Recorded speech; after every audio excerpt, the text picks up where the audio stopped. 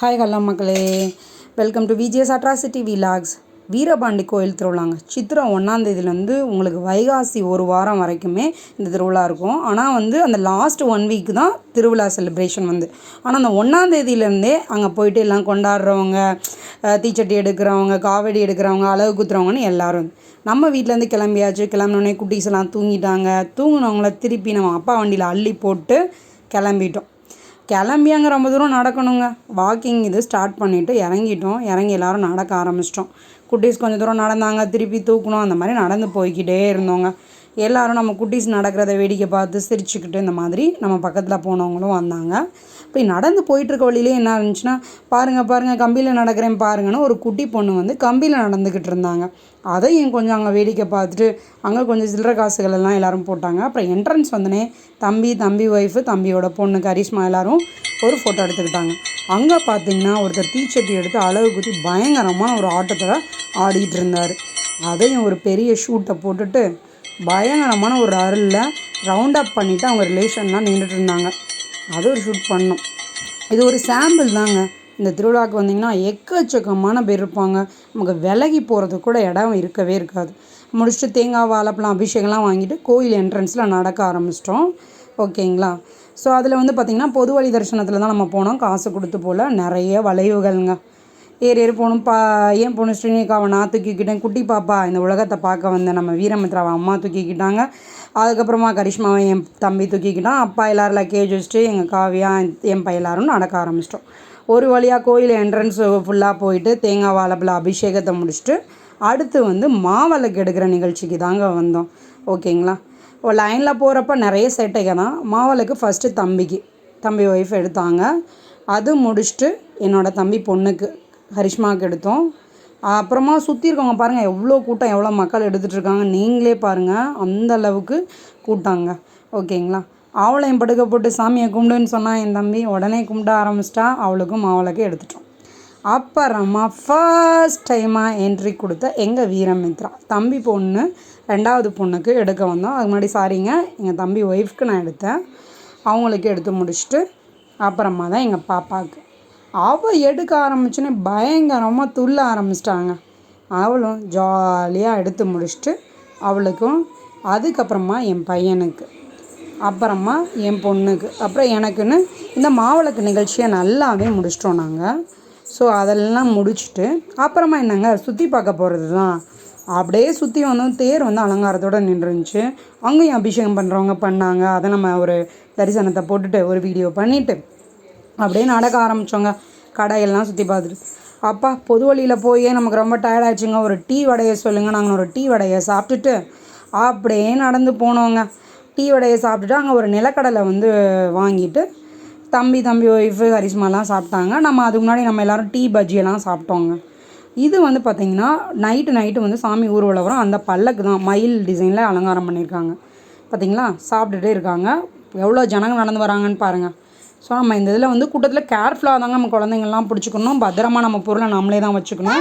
இந்த அனௌன்ஸ்மெண்ட்லாம் உங்களுக்கு போய்கிட்டே இருக்கும். ஓகேங்களா?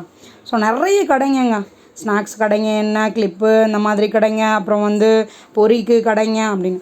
இப்போ ராட்னத்துக்குள்ளே நம்ம என்ட்ரு ஆகிட்டோம். ராட்னம் மட்டும் இல்லைங்க, அங்கே நிறைய மேஜிக் ஷோ, ஃபிஷ் ஷோ அப்படி இப்படின்னு நிறையங்க. அங்கே சின்ன வெளி கடைங்களுமே நிறைய இருக்குது உங்களுக்கு. ஓகேங்களா? ஸ்நாக்ஸுக்கு பொரி, காலிஃப்ளவர், அப்புறம் ஃபிங்கர் சிப்ஸ் அப்படி இப்படின்னு. ஸோ அந்த என்ட்ரன்ஸ்குள்ளே நினச்சிட்டு ராட்னம் அழுக ஆரம்பித்தான் என் பையன். ஏதோ ஒரு ராட்னாங்க இப்படி போகிறது. பயங்கரமான ஒரு ராட்னத்தில் ஏறியாச்சு. ஏறிட்டு ஜாலியாக என்ட்ரு ஆகிட்டாங்க. ஸோ அங்கனக்குள்ளே ஒரு கோபி மஞ்சூரியன் என் தம்பி வாங்கி கொடுத்தான். அங்கன அந்த வாங்கிட்டு இருக்க கேப்பில் நாங்கள் ஒரு ஃபோட்டோ எடுத்துக்கிட்டோங்க. ஸோ அந்த இதையும் வாங்கி சாப்பிட்டுட்டு நல்லா சாப்பிட்டு முடிச்சிட்டோம். ஓகேங்களா? அப்படியே நடந்து வந்துக்கிட்டே இருந்தோன்னா நல்லா ராட்னத்தை சுற்றி பார்த்துக்கிட்டே வந்தோம். பார்த்தா திடீர்னு மழை வர ஆரம்பிச்சிச்சு. அப்பா மழைக்கு முன்னாடி நம்ம வீட்டுக்கு போயிடணுண்டா, அடுத்த வாக்கிங்கை ஸ்டார்ட் பண்ணுங்கடான்ட்டு அப்படியே நடக்க ஆரம்பிச்சுக்கிட்டே இருந்தோங்க.